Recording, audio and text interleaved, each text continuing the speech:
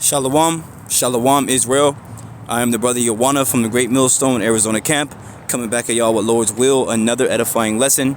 First and foremost, as always, before I start, I'd like to give all praise, honor, and infinite glory unto Yahweh, Bahashem, Yahweh Shai, Bahashem, Rachach Barash.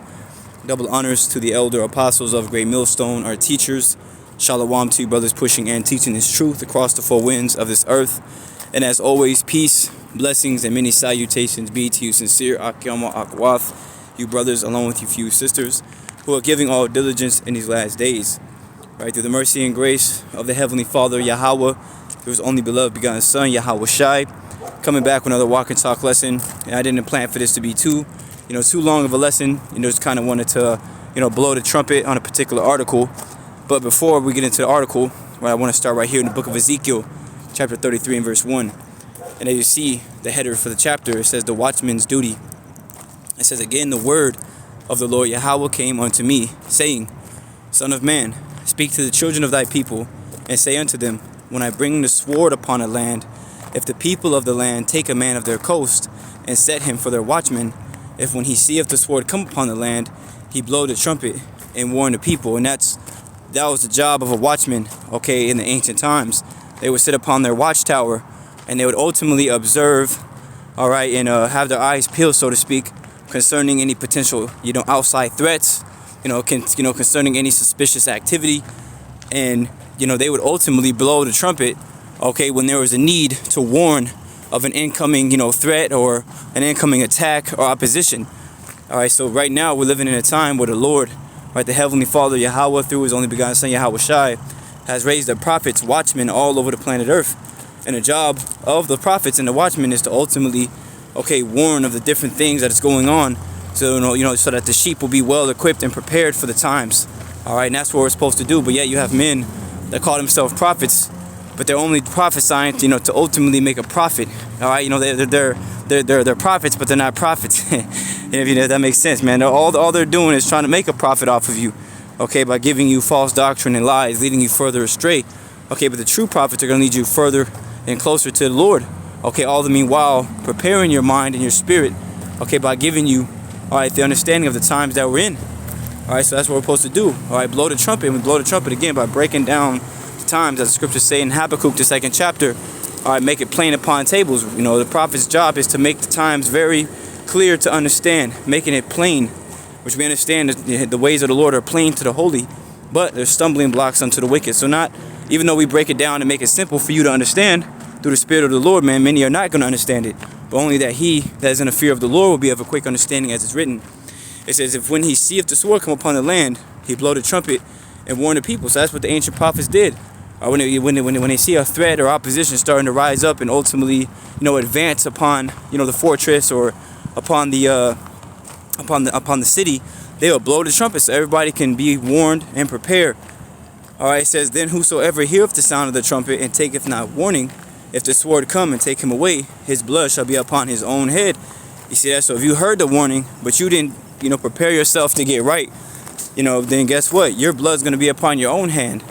Just prime example, if there, say there's a certain state where they have tornadoes and the warning goes out on the news, like, look, this particular neighborhood has to evacuate because a tornado's coming. Everybody else prepares and gets out the way and travels a couple miles, the opposite direction. But then you have that one family or few people that want to stay stubborn and stay, and don't take heed to the warning, and they end up getting washed and carried away, man.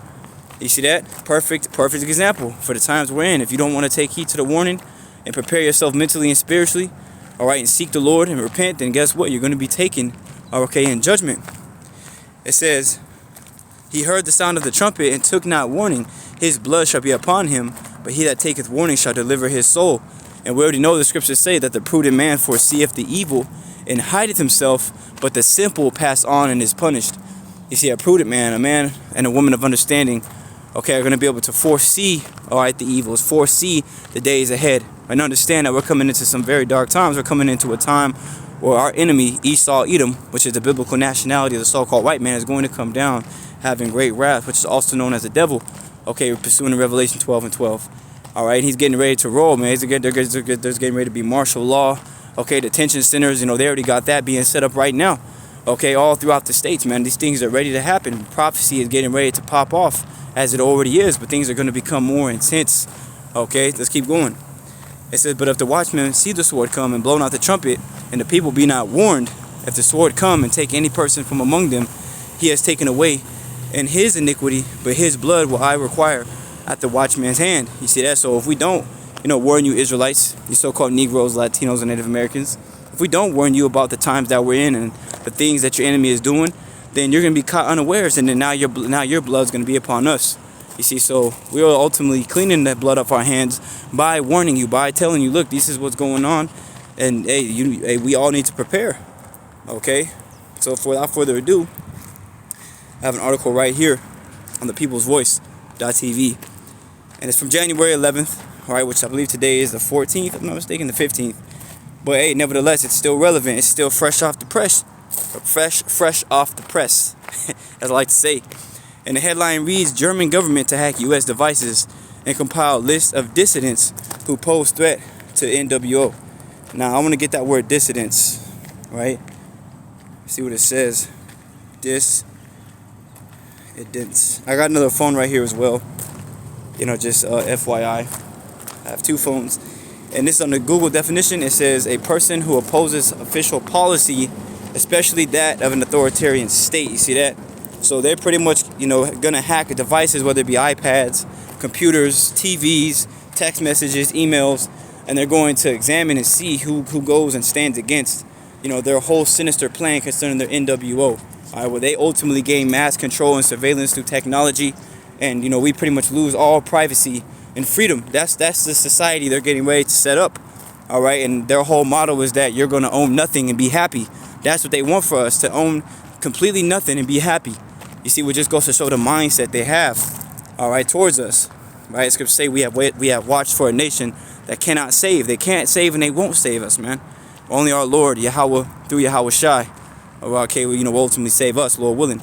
It says the German government is preparing to give its Foreign Intelligence Service, the BND, permission to surveil and hack American devices in order to compile a list of dissidents who pose a threat to the NWO. A draft amendment to the BND Act, circulating by German media, will transform the agency's reach by authorizing it to break into U.S. digital systems, collect and store large portions of internet traffic, and analyze those communications retroactively. It says for 30 years, global traffic has passed through this node, and for just as long, the BND has quietly operated there under government supervision, scanning international data streams for intelligence clues.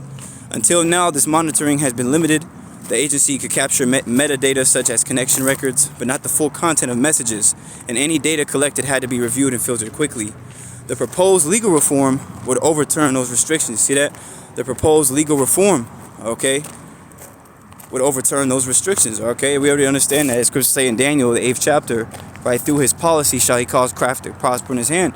Through the different laws and the directives and executive orders, they allow themselves to be justified, okay, to be able to execute their draconian plans, okay, their wicked schemes, their wicked devices.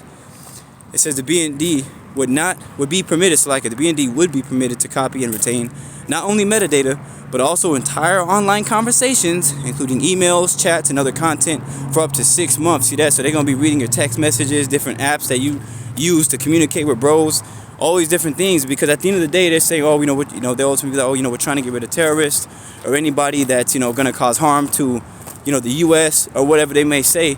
But at the same time, they're really doing these things to crack down on those, okay, who stand up against this society. Right? They're really trying to crack down on those who really believe and fear the Lord, man. Okay, because if you're a true servant of the Lord, man, they don't want you to be here. Okay, they want you to be eradicated. And how do we know that? Well, the scriptures tell us. Right here in the book of Wisdom of Solomon, which again, I have two phones. This one doesn't have internet at the current moment, so I'm just using it for this article. But I do have another phone, which I will use to, Lord willing, continue to bring out precepts. But this is Wisdom of Solomon, chapter 2. And I'll start at verse 10. And when you read the top of the chapter, it says the wicked reasoning amongst themselves. So this is the mind of the wicked, as we're going to read.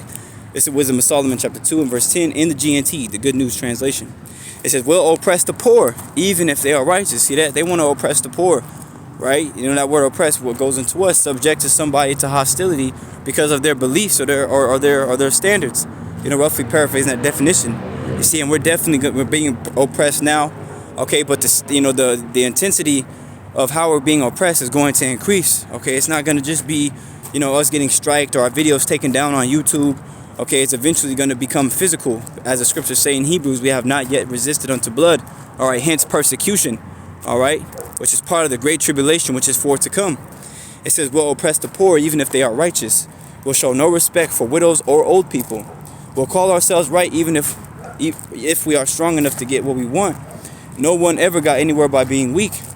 Righteous people are nothing but a nuisance. You see that? We are considered a nuisance. We're considered annoying. Okay, we're considered, like when you consider somebody scratching their nails on chalkboard, and you have like that, oh, stop doing that, That's how we are to them, constantly preaching and teaching, okay, the Holy Scriptures, breaking down the signs of the times, revealing their history and revealing their plans. We're ultimately, a thorn in their flesh. All right, so that's why we're considered a nuisance to them. It says, so let's look for chances to get rid of them, and that's what they want to do. They want to get rid of us, man.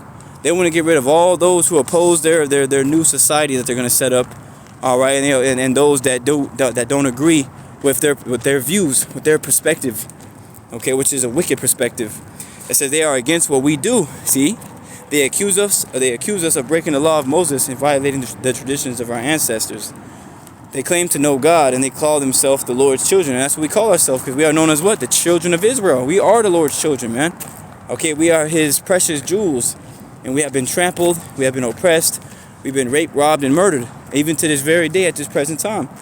Okay, and here soon, just like in the time of the Maccabees, when King Antiochus set up one religion that all the kingdoms of the land should follow, and if you didn't, you were put to death. Well, that's the times we're coming into all over again. That's why they're taking notes, okay, of who's ultimately doing what. All right, it's not to see, they're not gonna hack all these different millions of hundreds of millions of U.S. devices for no reason. Okay, they're trying to do it to pretty much make a list of those that they want to get rid of first. Okay, those that are considered, I believe that there's like the red list, the yellow list, and the blue list, going into the different FEMA camps. But I forgot, I can't remember the order, so forgive me. But if you've heard of it, you know what I'm talking about. It says we can't stand the sight of people like that. What they are contradicts our whole way of thinking. They are not like other people. They have strange ways. They think our moral standards are so corrupt that everything we do should be avoided. And that's what we tell you, Israelites, man. Don't trust in these devils. Because here soon they're going to show you, as they're showing you now, that their horns are starting to come out the top of their head, right, metaphorically speaking. Meaning they're starting to show who they truly are and how they truly feel about you, Israelites. But yet you're still going to have our people trusting them and running right to them with open arms. Not understanding that they have open arms too, but they're leading you into a trap. Okay?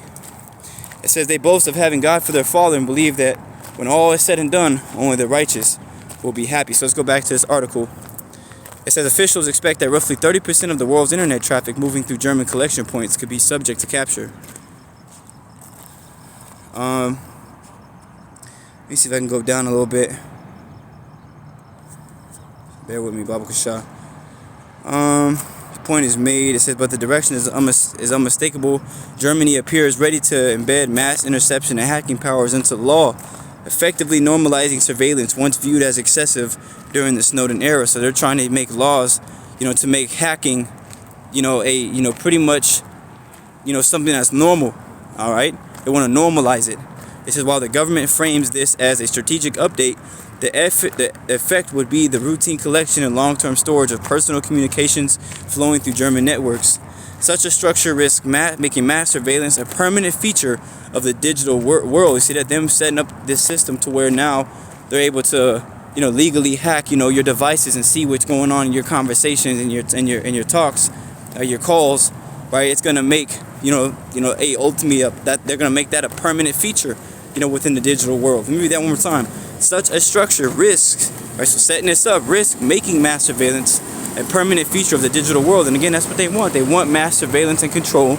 All right, and they're going to accomplish that majorly through technology, especially we understand, through the MOTB, which is the mark of the beast, the RFID micro C-HIP, a little electronic grain of rice that soon is going to be forced and made mandatory to be implanted underneath your skin to be able to buy and sell. That's the time we're coming into. That's what this is leading to. Right, it says one that alters the balance of power further away from individual privacy and toward an intelligent system designed to watch nearly everything that passes through its cables. All right, so they have eyes and ears essentially everywhere. All right, being able to track everyone and everything at any time. All right, this is what they want. This is what they're working towards. And this is why we're going to read this and finish it out here. So like, right, in the book of Ezekiel, chapter 21. And verse 8, it says, "Again, the word of the Lord Yahweh came unto me, saying, Son of man, prophesy and say, Thus saith the Lord Yahweh, say, a sword is sharpened, and also furbished." Right, we understand. Matter of fact, let me get this too. Let's go to it. Right, because the wicked is also known as the sword of the Lord. Right, this is the book of Psalm, chapter 17. Let me grab it in my other phone. Psalm chapter 17, I want to say verse 13. Let's go down. And it says, "Arise, O Lord Yahweh, disappoint him, cast him down, deliver my soul from the wicked, which is thy sword." See that? It said, "Deliver my soul from the wicked, which is thy sword." Right? And we understand when you read, I want to say, what is that? Malachi chapter 1 and verse 4. It talks about the nation of Edom, how they are the border of wickedness. All right, so this is referring, to the heathen, but also at the head of that, the chief of that, is Esau. All right, he is the wicked. He is the ungodly in the world, which the Lord uses as a sword to execute judgment upon our people. Okay, it says, "For men which are thy hand, O Lord, for men of the world, which have their portion in this life, and whose belly thou fillest with thy hid treasure, they are full of children, and leave the rest of their substance to their babes." Okay, so that sword being furbished, all right, is ultimately the Lord preparing the spirits of these devils to ultimately come down to do what? As it's going to say, it is sharpened to make a sore slaughter. That's what the Lord is going to use, okay, Esau to do. All right, that's why the Lord's putting the spirit on them to, cause more uproars and cause more tensions to rise concerning World War III. Donald Trump, what he's been doing, the threats that he's been making to Greenland, the threats he's been making to these other nations. All right, because now he's puffed up with pride. What he just did, by capturing the Venezuelan president, man, Nicolas Maduro. Now he's puffed up with pride, thinking that he can do that to anybody. All right, that's why Esau is known as the hammer of the earth. Okay, constantly, ultimately beating down the nations, stealing their resources.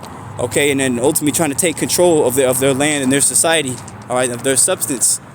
All right, so the Lord is sharpening these devils and getting them ready to ultimately come and make a sore slaughter. All right, it is furbished that it may glitter. Should we then make mirth? So now are we supposed to be in a time of mirth? Hell no, man. It contamineth the rod of my son as every tree, and he hath given it to be furbished, that it may be handled. This sword is sharpened, and it is furbished, to give it into the hand of the slayer. So we're coming into some very perilous times, man. Okay, we're coming into a great time of persecution. As is written of in 2 Timothy, the 3rd chapter, all that live godly in Hamashiach, Yahushai, shall suffer persecution. That goes for every single one of us. All right, and again, our names are going to be at the top of these lists because they consider us national security threats, extremists, okay, terrorists, all these different things, all right, that are associated with evil and wickedness. They associate us with that. But all we're doing is pushing and standing for the truth and giving the truth to our people that desperately need it, which is the one thing they need, all right, to be healed, to be strengthened, and to be comforted and given hope. But see, they don't want us to be strengthened, comforted, or given hope. They want us to, ultimately, go to them for the want of all things. Okay, but us doing that in the time of doing that, is ultimately coming to an end where we're not going to lean and stay upon him who smote us, but upon the Holy One of Israel in truth. All right, what starts now through the Spirit, all right, having faith and walking and, trusting in the Lord, all right, which is going to be a major weapon in the days ahead, because that's all we're going to have. But these devils are on the move. Just wanted to blow the trumpet on this, man. And put that out there for you, brothers, because there's a lot of major things that are happening behind the scenes. A lot of things aren't being reported on the mainstream news because, as we know, the mainstream news is mainly just used to kind of keep everybody distracted. Sometimes they're going to certain things, but majority of the time, they're not talking about what they should be. All right, so, but again, that's the job of the watchmen and the true prophets, to blow the trumpet and to warn the people. But Lord willing, you were edified and informed. I hope and pray this was, informative. But as always, before I close off, I'd like to give all praise, honor, and infinite glory unto Yahweh, Bahashim, Yahweh Shai, Bahashim, Rachachodash. Double honors to the elder apostles of Great Millstone, our teachers. Shalom to you, brothers, pushing and teaching this truth across the four winds of this earth. And as always, till next time, Lord's will, shalom, stay strong, and keep the faith, no matter what. Shalom.